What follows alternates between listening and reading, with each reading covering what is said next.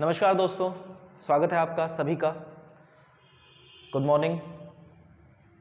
देखिए, हमने कल अपने रिलेटिव प्रोनाउन जो कि हमने सीखा था उसी से ही आगे हम अपनी क्लास आज बढ़ाने का काम करेंगे। रिलेटिव प्रोनाउन की आज हमारी दूसरी क्लास है। कल का छोटा सा मैं शॉर्ट रिवीजन आपको करा देता हूं कि कल हमने रिलेटिव प्रोनाउन में क्या सीख लिया था और उसके बाद हम आज आगे बढ़ने का काम करेंगे। ठीक है बच्चों, तो मैं बोर्ड पर लिखकर आपको समझा देता हूं कि कल हमने क्या क्या सीख लिया था और आज हमें क्या क्या सीखने की आवश्यकता है।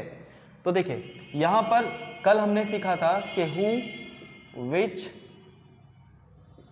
और दैट, ये तीनों ही हमारे क्या होते हैं? रिलेटिव प्रोनाउन होते हैं। क्या होते हैं? Relative pronoun. ये हमने सीखा था। इनको रिलेटिव प्रोनाउन क्यों कहा जाता है ये हमने सीखा था। इनको रिलेटिव प्रोनाउन क्यों कहा जाता है ये भी हमने सीखा था। अब उसके बाद हमने सीखा था हु और हुम में क्या अंतर होता है। उसके अलावा विच का प्रयोग कैसे करते हैं और हु का प्रयोग किसके लिए करते हैं। दैट का प्रयोग स्पेशल होता है, वो मैं अभी आपको कराऊंगा ही। हमने सीखा था हु और हुम का प्रयोग कैसे करते हैं, विच का प्रयोग कैसे करते हैं, किस चीज के लिए या किस वस्तु के लिए या व्यक्ति के लिए हु या विच का प्रयोग किया जाता है, ये हमने कल अपनी क्लास में सीख लिया था। ठीक है, मैंने आपको बताया था हु का प्रयोग हम पर्सन के लिए करते हैं, जबकि विच का प्रयोग हम करते हैं वस्तु के लिए या पशु पक्षी या एनिमल के लिए, मीन्स पशु या पक्षी के लिए, एनिमल या बर्ड के लिए। ये हमने सीख लिया था।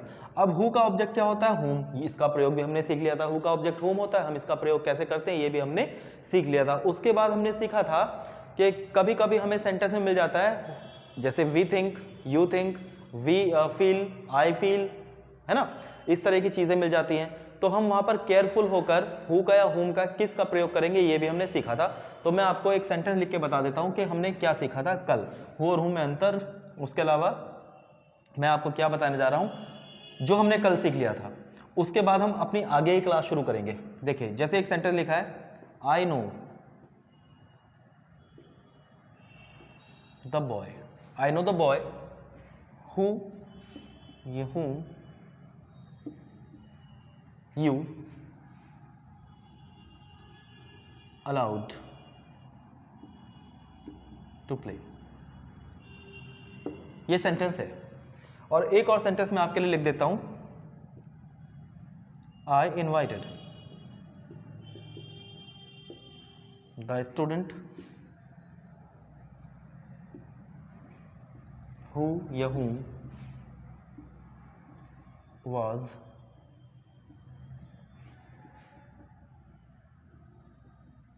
your class fellow।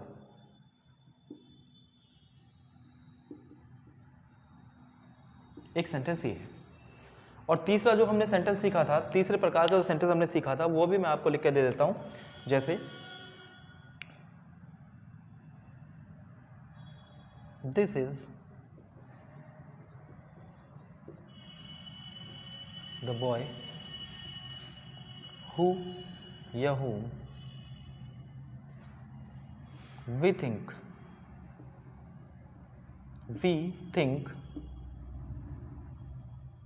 is innocent। ये तीन तरह के सेंटेंस हमने कल सीखे थे। ये तीन तरह के सेंटेंस हमने कल सीखे थे। अब इसमें क्या सीखा था? हमने सीखा था कि हम यहाँ पर हु का यूज करेंगे या हुम का यूज करेंगे, हु का यूज होगा या हुम का यूज होगा, यहाँ पर भी हु आएगा या हुम आएगा। ये क्वेश्चन आपके एग्जाम में आता है, बड़े अच्छे लेवल पे ये क्वेश्चन आपका एग्जाम में आता है। तो मैंने आपको समझाया था, कुछ बातें और भी बताई थी, लेकिन यहाँ पर जो आपको सही से आप सेंटेंस को कर दें, जल्दी से कर दें, मैंने आपको बताया था कि अगर यहाँ पर देखिए कोई सब्जेक्टिव केस है, ये क्या है? वर्ब, और ये इसका क्या हो गया? सब्जेक्टिव केस हो गया, है ना। तो अगर यहाँ सब्जेक्टिव केस दे रखा है ऑलरेडी, तो हम क्या यूज करते हैं? हुम का यूज करते हैं। क्या यूज करते हैं? हुम का। अब नीचे सेंटेंस में आ जाइएगा, यहाँ पर क्या दे रखी है? वर्ब। इसका कोई सब्जेक्ट तो है नहीं, तो जहाँ वर्ब दे रखी होती है तो वहां पर हम क्या यूज करते हैं? हु का, जो कि क्या होता है? हमारा सब्जेक्ट होता है। क्या होता है? सब्जेक्ट होता है। अब अगर हम बात करें यहाँ पर देखिए, यहाँ क्या दे रखा है? आपका सब्जेक्ट तो दे ही रखा है, तो यहाँ कभी कभी कंफ्यूजन हो जाता है बच्चों को। और कल भी मैंने ये बात आपको बताई थी, इस तरह के ड्रामेबाजी वो कभी कर देते हैं बच्चों के साथ। तो यहाँ पर देखिए, ये सब्जेक्ट है, लेकिन फिर भी यहाँ क्या आएगा? हु आएगा। यहाँ पर आंसर क्या है आपका? हु। क्यों? क्योंकि देखिए कभी कभी वो क्या लिख देते हैं, जैसे ये चीजें लिख दी, we think, I think, we feel, you feel, है ना, we consider, he consider, you consider, इस तरह की चीजें वो लिख देते हैं। लेकिन आपको समझने की जरूरत क्या है, ये चीजें जो होती हैं, ये जो लिखा होता है, ये इसका कोई भी सेंटेंस में यूज नहीं होता। ये फालतू वो एक एडिशनल एक चीज यहाँ पर दे देते हैं, एडिशनल ये ग्रुप ऑफ वर्ड दे देते हैं। इसका कोई भी सेंटेंस में अर्थ नहीं होता। अभी हम पहचानेंगे कैसे?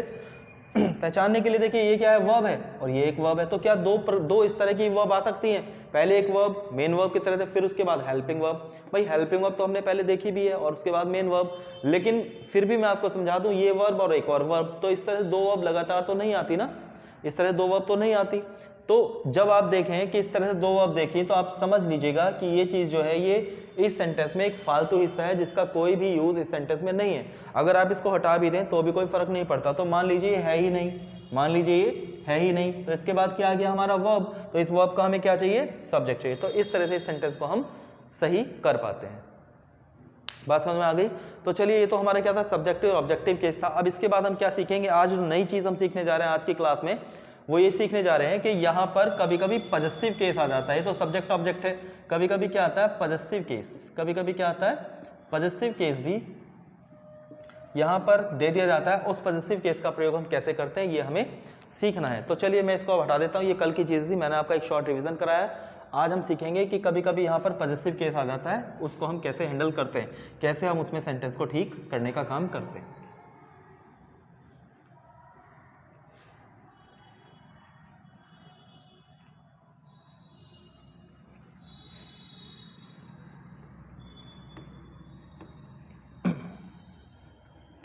इस पजेसिव केस को सीखने से पहले मैं आपको एक चीज और समझा देता हूं।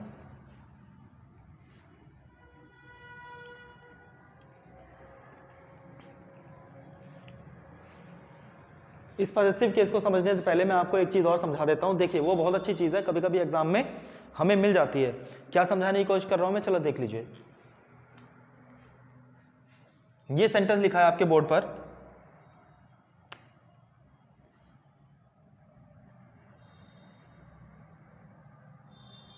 कॉल, और यहां ब्लैंक आ गया। मैं आपको समझाने की कोशिश कर रहा हूं। देखिए मैं यहां लिख देता हूं सबसे पहले, हु या whoever, which या whichever, इन दोनों में क्या अंतर होता है? हु या whoever, which या whichever, इन दोनों में क्या अंतर होता है? कब हम हु का यूज करते हैं और कब हम whoever, कब हम which का यूज करते हैं, कब हम whichever का यूज करेंगे? भाई हु पर्सन के लिए यूज होता है, which आपको मैंने बताया था ये यूज होता है एनिमल के लिए, बर्ड के लिए या नॉन लिविंग के लिए। तो कब हम विच का यूज करेंगे, कब हम विच एवर का यूज करेंगे, कब हम हु का यूज करेंगे और कब हम हुएवर, ये भी कभी कभी एग्जाम में हमारे आ जाता है। देखिए मैंने लिखा कॉल, कॉल, अब यहां आपका आ गया ब्लैंक, यहां आ गया आपका ब्लैंक, यहां लिखा है हु या हुएवर, हु या हुएवर is suitable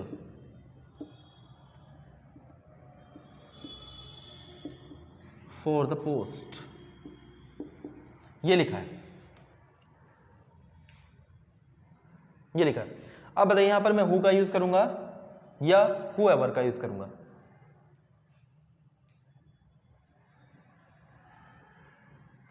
यहां पर आएगा बच्चों whoever। अब whoever क्यों आएगा इस बात को समझ लीजिए। देखिए यहां पर लिखा है आपका कॉल और इसके बाद कोई भी एंटीसीडेंट आपका नहीं दिया हुआ। जैसे पिछले सेंटेंस में आपका कोई ना कोई यहाँ एंटीसीडेंट दे रखा था ना, जैसे मैंने लिखा कॉल द स्टूडेंट, हु या हुएवर। अब देखिए इस हु या हुएवर से पहले क्या दे रखा है यहाँ पर? एंटीसीडेंट। यहाँ पर क्या दे दी? सीधे ही वर्ब दे दी। यहाँ पर कोई भी एंटीसीडेंट नहीं है ना, तो जब कोई निश्चित एंटीसीडेंट नहीं होता, जब कोई निश्चित एंटीसीडेंट नहीं होता जिसका हमें पता नहीं होता, तो वहां पर हम हुएवर का यूज करेंगे। अगर ये क्या है? पर्सन है, क्या यूज करेंगे? हुएवर। और अगर ये पर्सन ना हो के कोई नॉन लिविंग होता तो हम क्या यूज करते? विच एवर का यूज करते। कब करते हैं ऐसा? जब हमें कोई निश्चित एंटीसीडेंट ना दिया गया हो, जब हमें कोई निश्चित एंटीसीडेंट ना दिया गया हो। जैसे एक और सेंटेंस लिख रहा हूं मैं, महाराणा प्रताप, महाराणा प्रताप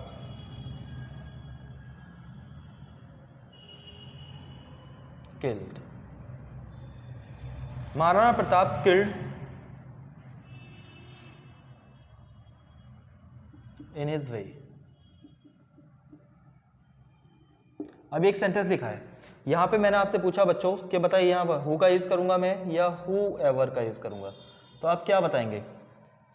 बिल्कुल ठीक। यहाँ पर क्या आएगा आपका हुएवर। क्यों आया यहाँ पर हुएवर? हुएवर यहाँ इसलिए आया बच्चों, देखिए यहाँ पर कोई भी एंटीसीडेंट नहीं है निश्चित। भाई Maharana Pratap killed whoever came in his way, Maharana Pratap ने मार दिया जो कोई भी उनके रास्ते में आया, जो कोई भी उनके रास्ते में आया। तो बच्चों बात समझ में आई? जब यहाँ कोई निश्चित एंटीसीडेंट नहीं होता है, जब कोई निश्चित एंटीसीडेंट नहीं होता है, जैसे ये सेंटेंस है और ये सेंटेंस है, तब हम क्या यूज करते हैं? अगर ये पर्सन है तो हुएवर, और अगर ये किसी पर्सन की जगह किसी नॉन लिविंग की बात हो रही है तो हम क्या यूज कर लेंगे? विच एवर का यूज यहाँ पर कर लेंगे। बात समझ में आ गई ना आपको? बात समझ में आई ना? तो लिख लेंगे, इसको लिख लेंगे इस बात को, जब कोई निश्चित एंटीसीडेंट ना दिया गया हो, जब कोई निश्चित एंटीसीडेंट ना दिया गया हो। कल मैंने आपको बताया था ना कि इसको क्या कहते हैं हम? एंटीसीडेंट कहते हैं। इस रिलेटिव प्रोनाउन का क्या होता है? एंटीसीडेंट होता है। जब कोई निश्चित एंटीसीडेंट ना दिया गया हो तो हु के स्थान पर हुएवर तथा विच के स्थान पर विच एवर का प्रयोग किया जाता है। हु के स्थान पर हुएवर तथा विच के स्थान पर विच एवर का प्रयोग किया जाता है। कब? जब कोई एंटीसीडेंट ना दिया गया हो, कोई निश्चित एंटीसीडेंट ना दिया गया हो। ठीक है बच्चों, तो आप इस सेंटेंस को लिख लीजिए, आपको ये शायद बात समझ में आ गई होगी। फिर हम आगे बढ़ जाते हैं।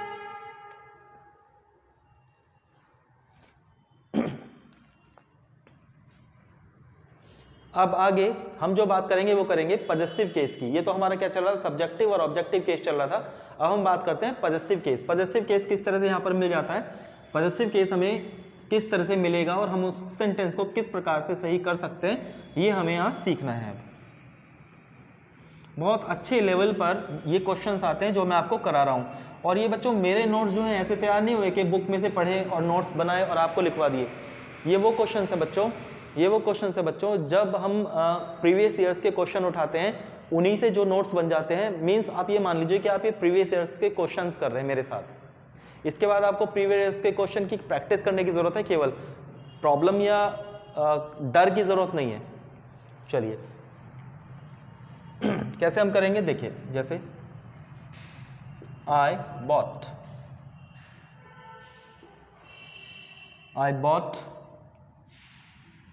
a new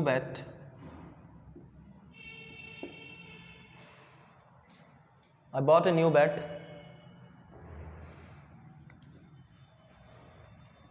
whose price। अभी मैं सेंटेंस लिख रहा हूं, मैं अभी आपको समझाऊंगा कि इसमें क्या एरर है, मैं आपको ये बात समझाऊंगा। whose price is suitable, whose price is suitable। तो ये सेंटेंस हमारा है। अब हमें यहाँ देखना है कि यहाँ पर ये सही है या गलत है। देखिए whose क्या होता है? पॉजिटिव केस होता है। who क्या होता है? सब्जेक्टिव केस है। और whom क्या होता है हमारा?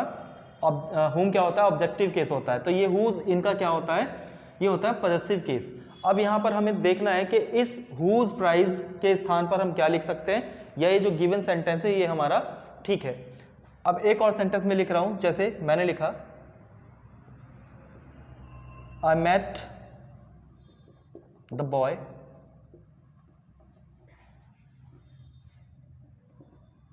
whose name was Ravi। एक ये सेंटेंस लिखा है।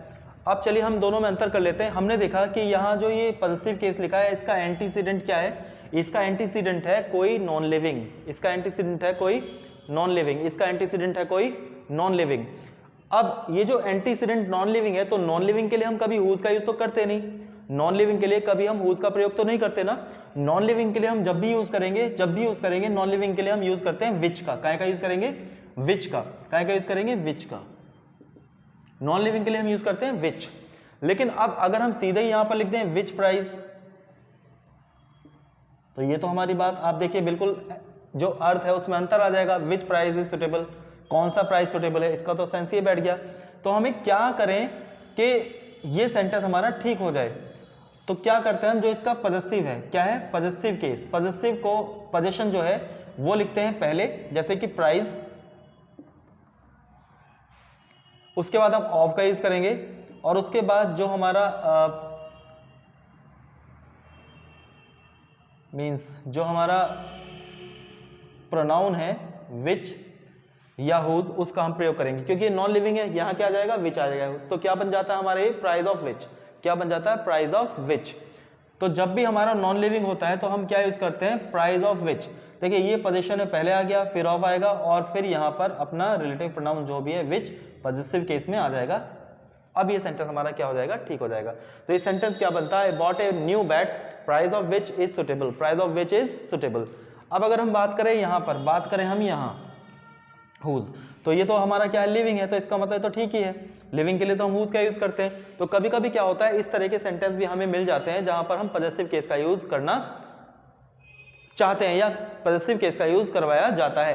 तो जब भी हमारा नॉन लिविंग होगा तो हम क्या करेंगे, सबसे पहले लिखेंगे पोजीशन, उसके बाद ऑफ, और उसके बाद जो भी हमारा विच, या हमें हुज का तो प्रयोग करना ही नहीं, विच का प्रयोग यहाँ करना है, तो फिर लिख देंगे हम विच। ठीक है बच्चों, तो इसका एक और सेंटेंस मैं आपको समझाता हूं, एक और सेंटेंस मैं आपको समझा देता हूं।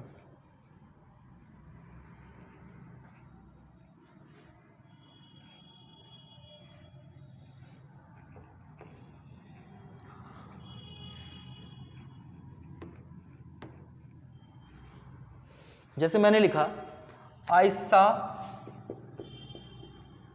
अ house whose colour is attractive,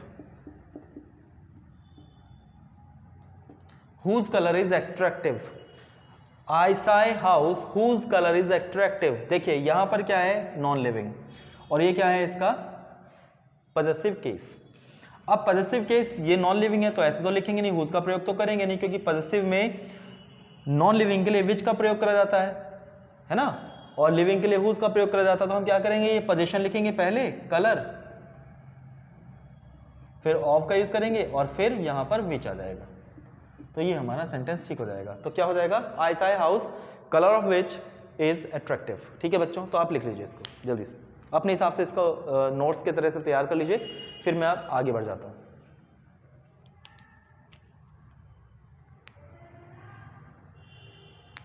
ये था हमारा पॉजिटिव केस, हुज और विच में क्या अंतर होता है, ये हमने अब सीखा, हुज और विच में क्या अंतर होता है।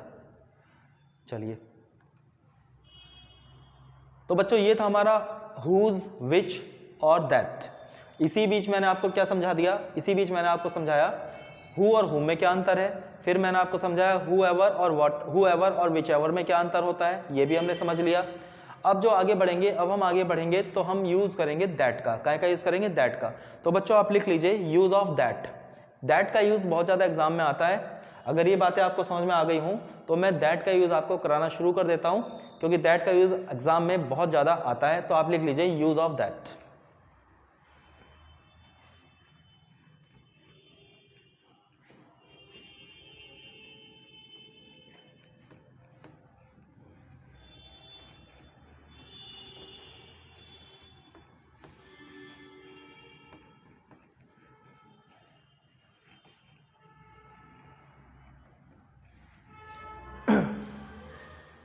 चलिए, एक शॉर्ट रिवीजन अगर हम चाहें तो कर लें।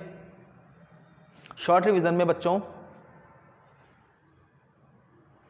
मैंने आपको बताया था कि हु का यूज हम करते हैं किसके लिए, पर्सन के लिए। हु का यूज हम करते हैं किसके लिए, पर्सन के लिए। हु का यूज करते हैं किसके लिए, पर्सन के लिए। तो आप एक बार थोड़ा सा, क्योंकि ये जरूरत पड़ेगी अभी इसकी, हु का यूज हम करते हैं किसके लिए, पर्सन।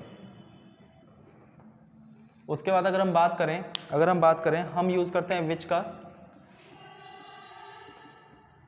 विच का यूज करते हैं नॉन लिविंग के लिए, नॉन लिविंग। नॉन लिविंग के लिए हम क्या यूज करते हैं, विच। इसके बाद एनिमल के लिए भी हम विच का यूज करेंगे और बर्ड के लिए भी हम विच का यूज ही करते हैं। तो ये मैंने आपको बताया था ना। चलिए, अब हमारा दैट का यूज शुरू हो जाता है, दैट का यूज शुरू हो जाता है। मान लीजिए हु के लिए तो आपने क्या यूज कर दिया, मतलब पर्सन के लिए आपने क्या यूज कर दिया, हु। नॉन लिविंग आ जाता है, एनिमल आ जाता है, बर्ड आ जाता है, आप यूज कर देंगे विच। लेकिन अगर आपका डिफरेंट मीन्स एक सेंटेंस में दो एंटीसीडेंट मिल जाए जो कि डिफरेंट हो, दो एंटीसीडेंट मिल जाए जो कि डिफरेंट हो। जैसे मैंने लिखा I saw a dog and I saw a dog, यहां दा लिख लीजिए, I saw the dog and the boy I saw the dog and the boy. I saw the dog and the boy.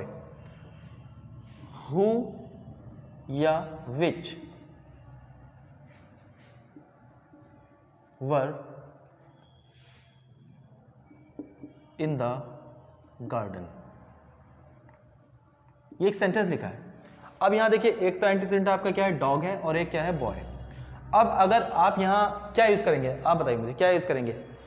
अगर यहाँ व्यक्ति है मीन्स बॉय है तो आप हु का यूज कर सकते हैं, डॉग है तो आप विच का यूज कर सकते हैं, लेकिन यहाँ तो दोनों ही आ गए। अब क्या यूज करेंगे।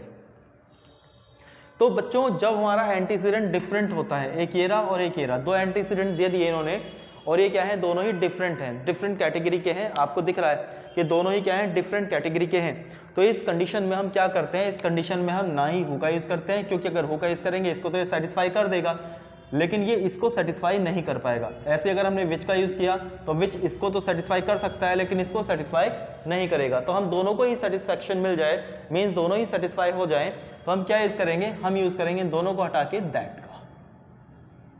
इन दोनों को हटाकर हम दैट का यूज कर देंगे, तो क्या हो जाएगा, I saw the dog and the boy that were in the garden. तो जब डिफरेंट हमें मिल जाते हैं, क्या डिफरेंट हमें एंटीसीडेंट मिल जाते हैं, तो हम क्या यूज करते हैं, हम यूज करते हैं दैट का।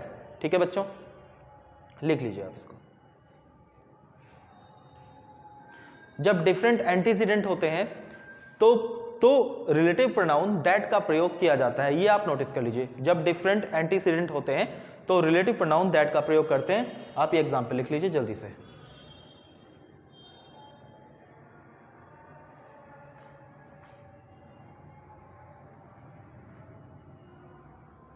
ठीक है बच्चों, तो अब हम आगे बढ़ जाएं।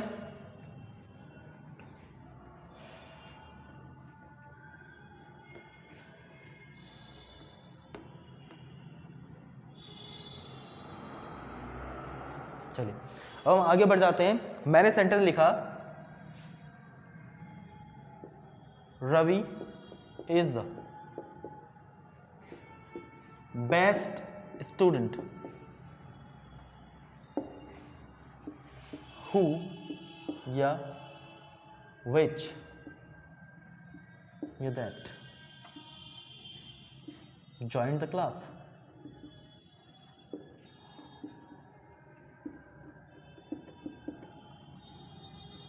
ये सेंटेंस। अब आप मुझे बताएं इन तीनों में मैं क्या यूज करूं। देखा आपने, जैसे ही देखा ये क्या है, स्टूडेंट मीन्स ये क्या है, पर्सन, तो तुरंत आप क्या करेंगे, हु का प्रयोग कर देंगे। तुरंत आप क्या करेंगे, हु का प्रयोग कर देंगे। और यहाँ आपका हु का प्रयोग गलत हो जाएगा। क्यों बच्चों, क्योंकि जब भी एंटीसीडेंट से पहले हमें सुपरलेटिव डिग्री मिलती है, मीन्स एंटीसीडेंट के लिए सुपरलेटिव डिग्री का प्रयोग होता है। तो सुपरलेटिव डिग्री तो जानते हैं ना आप, जैसे वाइज, वाइजर, वाइएस्ट। तो वाइएस्ट क्या है, सुपरलेटिव डिग्री। सुपरलेटिव डिग्री या तो ईएसटी से बनती है या मोस्ट लगाकर बनती है। तो जब भी सुपरलेटिव डिग्री हमें मिल जाती है, एंटीसीडेंट से पहले सुपरलेटिव डिग्री मिल जाती है, तो हम यूज करते हैं क्या, ना तो हु का यूज करेंगे ना ही विच का यूज करेंगे, हम यूज करते हैं दैट। ठीक है बच्चों, तो जब भी हमें एंटीसीडेंट के साथ सुपरलेटिव डिग्री मिल जाती है तो भी हम रिलेटिव प्रोनाउन दैट का ही प्रयोग करते हैं। लिख लीजिए इसको। जब एंटीसीडेंट के साथ सुपरलेटिव डिग्री मिलती है, जब एंटीसीडेंट के साथ सुपरलेटिव डिग्री मिलती है तो रिलेटिव प्रोनाउन दैट का प्रयोग किया जाता है। ये एग्जांपल आप लिख लीजिए। आप समझदार हैं, ज़्यादा एग्जाम्पल लिखने की ज़रूरत नहीं है, आप कॉन्सेप्ट्स को समझ लीजिए, समझ के आप अपने घर पर बैठकर कीजिएगा। कोई डाउट आता है आपको तो आप पूछ सकते हैं, कोई भी डाउट आपको आता है तो आप पूछ सकते हैं। इसके बाद आपका नेक्स्ट रूल है, नेक्स्ट रूल में दैट का ही नेक्स्ट रूल है इसके बाद आपका, वो हम समझने का कोशिश करेंगे। यहाँ मैं इसको हटा देता हूँ।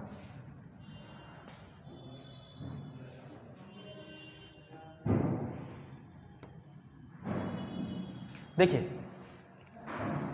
मैं आपको अगला रूल समझाता हूं। जैसे अगले में क्या है, अगले कॉन्सेप्ट में क्या है, मैंने लिखा who is the boy, who is the boy who या विच एंटर्ड द ऑफिस। ये एक सेंटेंस लिखा हुआ है। अब आप मुझे बताएं इसमें हु का यूज करूंगा या विच का। ऐसे एक सेंटेंस लिखा है ये, which which is the table, which is the table, या मैंने लिखा विच, या मैंने लिखा हु इज न्यू। अब ये दो सेंटेंस आपके सामने लिखे हैं, इन दोनों ही सेंटेंस में आपको डिसाइड करना है कि यहाँ हु आएगा या विच आएगा, या इसके अलावा कुछ और आ सकता है। तो देखिए बच्चों, जब भी हमारा सब्जेक्ट सेंटेंस का हु होता है, विच होता है, यहाँ पर देख रहे हैं आप, इस सेंटेंस का सब्जेक्ट क्या है, हु है, और इस सेंटेंस का सब्जेक्ट क्या है, विच है। तो जब भी किसी सेंटेंस का सब्जेक्ट हु या विच होता है तो उसके साथ भी रिलेटिव प्रोनाउन ना ही हम हु का यूज करते हैं ना ही विच का। हम इस कंडीशन में भी रिलेटिव प्रोनाउन हमेशा ही दैट का प्रयोग करते हैं। तो यहाँ भी क्या आ जाएगा, दैट आ जाएगा।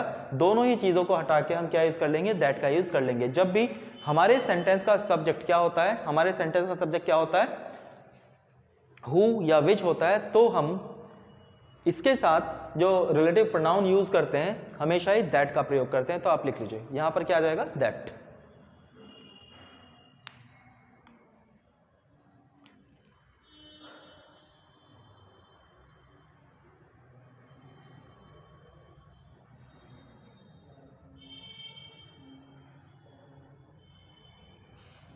ठीक है बच्चों, ये क्लियर हुआ आपका।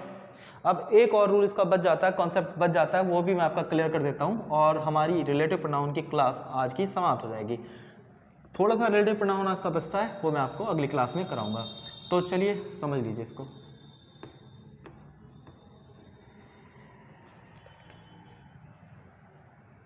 देखिए, this is the only pen which या who या that I have।